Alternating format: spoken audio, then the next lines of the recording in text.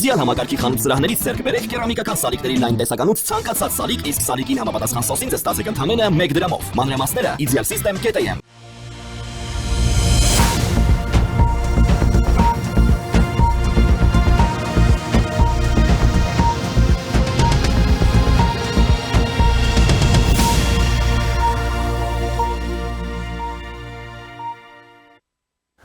Ողջույն, դուք դիտում եք առաջին լրատվականը, ես Ժիրայր Ոսկանյանն եմ։ Բաքվում նախորդին ընթացել է Լեռնային Ղարաբաղի նախկին պետնախարար Ռուբեն Վարդանյանի նկատմամբ կեղծ դատավարության հերթական նիստը, ներկանել լսել են վկաներից մեկի ցուցմունքը, Ռուբեն Վարդանյանը ներկա է եղել դատական նիստին։ Իդեպ նշեմ, որ Ստրասբուրգում Եվրոպական խորհրդանի լիագումար նիստի շրջանակներում նախատեսվում է քննարկում ունենալ Բաքվում ապօրինաբար պահվող հայգերիների վերաբերյալ եւ համապատասխան հարցի առնչությամբ հրատապ բանաձևի քվեարկություն նախատեսել արդեն մարտի 13-ին, Շվեյցարիայի խորհրդանի վերին պալատում մարտի 18-ին տեղի ունենալու քննարկում նվիրված Լեռնային Ղարաբաղի հակամարտության խաղաղ կարգավորմանը եւ բռնի տեղահանված հայերի վերադարձի ապահովմանը եւ ամերիկացի քրիստոնյա առաջնորդների կոալիցիան է նամակ հղել Միացյալ Նահանգների նախագահ Դոնալդ Թրամփին կոչ անելով վճռական քայլեր ձեռնարկել Ադրբեջանի իշխանությունների կողմից պահվող քրիստոնյա պատանդների հայերի ազատ արձակման համար։ Նամակի հեղինակները վստահություն են հայտնել, որ Թրամփը հիմա եզակի դիրք ունի եւ միակն է, ով կարող է ազդեցություն ունենալ հայ քրիստոնյաներին ադրբեջանական բանտերից ազատ արձակելու համար։ Զրուցակիցս իրավագետ Արա Ղազարյանն է։ Բարև ձեզ, պարոն Ղազարյան, շնորհակալություն մեզ միանալու համար։ Բարև ձեզ։ Շնորհակալ եմ։ Պարոն Ղազարյան, նախ այո, ինչպես ցանկացած ողջամիտ մարդ, Բաքվում տեղի ունեցող գործընթացը որակում է շինծու դատավարություն, որը իրավական գործընթացների հետ որևէ առնչություն կամ որևէ կապ չունի եւ այդ process-ին զուգընթաց ադրբեջանական կողմը հանդուգն, այսպես ասենք, առաջարկներ է անում նաև Հայաստանին, օրինակ վերջերս այդ երկրի արտգործնախարարության խոսնակը ասում էր, որ Հայաստանի կառավարությունը ստեղծում է կեղծ նարատիվներով ինչ-որ մոտեցում եւ քարոզչություն տեղի ունեցող այդ process-ի նկատմամբ, փոխարենը գա համագործակցության եւ կողմնակից լինի, որպեսզի Ադրբեջանը իցնանձնած միջազգային պարտավորություններով իրականացնի արդարադատություն ու նման ինչ-որ բաներ եւ ավելին Երևանից եւս պահանջում էր, այսպես ասած,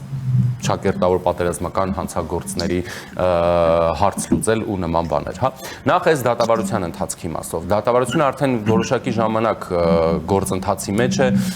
եւ կարող ենք ինչ հետեւություններ անել ավելի առարկայական, թե սա ինչ process է տեղի ունենում Բաքվում, ինչ նպատակներ է հետապնդում եւ որտեղ է այստեղ առհասարակ իրավունքը, որտեղ է այստեղ իրավական մոտեցումը, որտեղ են այստեղ միջազգային կոնվենցիաները, միջազգային պարտավորությունները կամ եթե շատ հեռու էլ չգնանք, հենց Բաքվի օրենսդրությունը, Ադրբեջանի օրենսդրությունը։ Այո, շնորհակալություն, շատ ճիշտ նկատեցիք, սկսենք առաջին հերթին հենց Բաքվի կամ Ադրբեջանի օրենսդրությունից կամ սահմանադրությունից, խոսելով այս դատավարության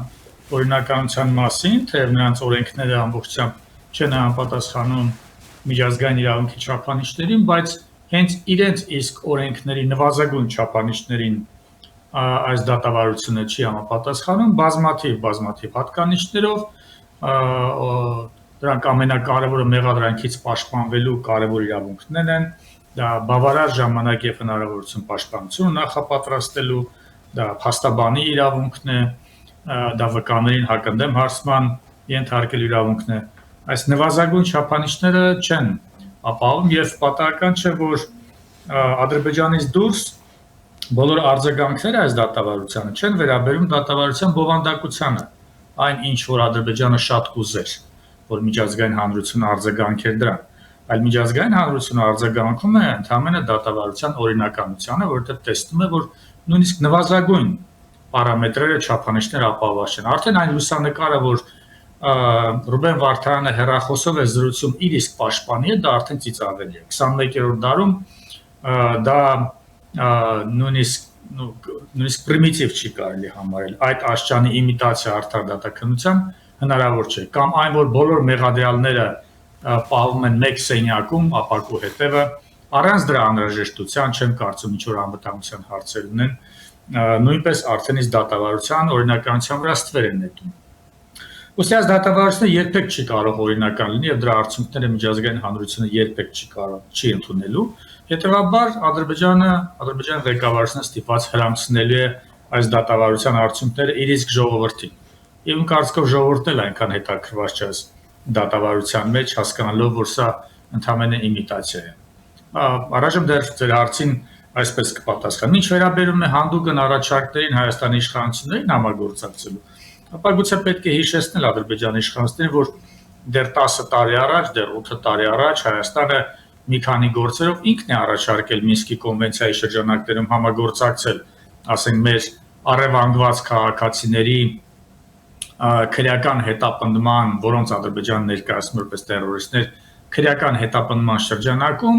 ապացույցներ փոխանակելու, ցույց տալ համար, որ այդ մարդիկ ահաբեկիչներ չեն, որ նրանք գյուղացիներ են, պատահաբար հայտնվել են սահմանի մոտ, բայց Ադրբեջանը որպես կանոն մերժել է այդ իրավական փոխօգնության դիմումները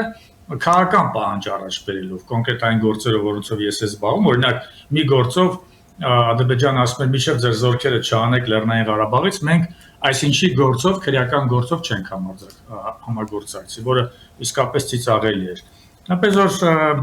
Ադրբեջանի այդ իմիտացիոն գործողությունները ավելի ու ավելի են հիմնավորելու միջազգային հանրության մոտ արդեն ոչ թե նարատիվ, այլ այն համոզմունքը, որ սա բացահայտ քաղաքական հետապնդում է եւ ոչ մի միջազգային կառույց, այդ թվում նաեւ Ինտերպոլը չի համագործակցի Ադրբեջանի հետ այս դատավարության շրջանակներում։ Իսկ պարոն Ղազարյան, ես նաև մեջ բերեցի, որ Ստրասբուրգում Եվրոպական խորհրդանի լիագումար նիստում է քննարկում լինելու գերիների հարցով, համապատասխան բանաձևի քվեարկությունը արդեն մարտի 13-ին, Շվեյցարիայի խորհրդանի վերին պալատում է քննարկում նախաձեռնվելու, ինչպես նաև ամերիկացի քրիստոնյա առաջնորդների կոալիցիան է նամակով դիմել Դոնալդ Թրամփին, որպեսզի, այսպես ասենք, Թրամփը խառնվի այս իրավիճակին։ Սրանք ինչ է կարծում, հնարավոր ազդեցություն ունեցող գործընթացներ են Եվրախորհրդանում լսումներ, բանաձևի հնարավոր ընդունում, Շվեյցարիայի խորհրդարան, Դոնալդ Թրամփ։ Այն ինչ որ կատարվում է Եվրոպայում, միանշանակ դա Ադրբեջանի վարքագծի վրա կարող է ազդեցություն թողնել, որովհետև Ադրբեջանը հենց այդ կառույցի անդամ է Եվրոպայի խորհրդի, թեև ցանկություն է հայտնել հրապարակավ, որ ուզում է լքել այդ կառույցը, բայց կարելի է հասկանալ, որ ստիպված է լքելու այդ կառույցը, որովհետև չի կարողանում բավարարել այդ կառույցի նույնիսկ նվազագույն պահանջները, ասենք իր երկրի ներսում ռեֆորմներ իրականացնելու։ Եվ այդպիսի բանաձևեր եւ Եվրոպարլամենտում եւ ԵԽԽՎ-ում դեռ շատ են լինելու, դեռ արժևում է այնպիսի թեմաներ, որ դեռ միջազգային մարմինները չեն անդրադարձել, դա հայերի թողած գույքի էքսպրոպրիացիան է, գույքի քանդումն է, որը եթե մենք զուգահեռ անցկացնենք այլ կոնֆլիկտային գոտիների հետ, ասենք Հյուսային Կիպրոս, Թուրքիա եւ Եվրոխորհուրդ, 3 տասնամյակ հետո արդեն Թուրքիան ստիպված էր ընդունել, որ բռնի տեղը հանել է եւ էքսպրոպրիացիայի ենթարկել հույների թողած գույք եւ ստիպված էր ստեղծելու հույներին փոխհատուցելու հանձնաժողովներ։ Այդ ամեն ինչը դեռ արժևում է, չգիտեմ Ադրբեջանը ինչպես է դա փորձելու հաղթարել, այն որ հաղթարելը չի կարող, այն որ չի կարող հաղթարել, դա միանշանակ է։ Ուստի այսօր դեռ եթե օրակարգի առաջիկա թեման բանտարկյալներն են նրանց դատավարությունն է, հետո այլ ավելի մեծ թեմաներ են, ավելի մասշտաբային թեմաներ է միջազգային հանրությունը դնելու Ադրբեջանի առջև, եւ Ադրբեջանը չի կարողանում այս դատավարությամբ հակակշիռ ստեղծել, որ օրինակ ահաբեկիչները ոչ թե մենք ենք, այլ հայերը, որ ոչ թե մենք ենք էթնիկ զտման ենթարկել, այլ հայերն են էթնիկ զտման ենթարկել։ Միակ բանը, որ կարող է առաջադրել, դա 92-4 թվականի մարտական գործողությունների արդյունքում ավիրված գյուղերն ու քաղաքներն են, որ Ադրբեջանը փորձել է լայնել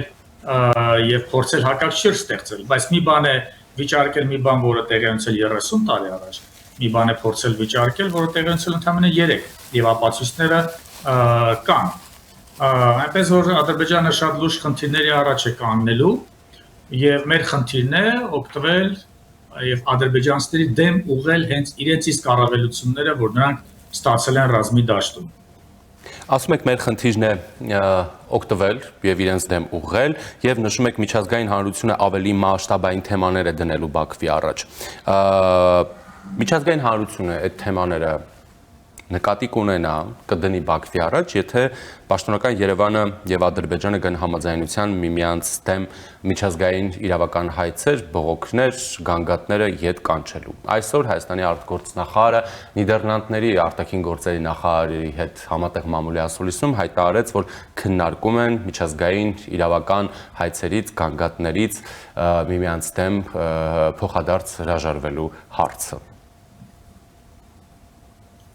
Այո, այդպիսի թեմա փաստորեն օրակարգում կա եւ դա անհանգստացնում այն մարդկանց, ովքեր զբաղվում են անհատական գանգատներով, ընդհանրապես ժողովրդին դա անհանգստացնում։ Բայց միջպետական գանգատները հետ վերցնելով պատմությունը չի ավարտվում, առելի թվով գանգատներ կան, որոնք անհատական են եւ որոնք շարունակաբար ներկայացվում են եւ որոնք չպետք է որ միացվեն միջպետական գանգատներին։ Չեմ կարծում եվրոպական դատանը դա անի, կարող է մանևրել, միջազգային ատյանները կարող են մանևրել, ձգձգել անհատական գանգատները այնքան մինչև տեսնեն այդ միջպետական համաձայնագրով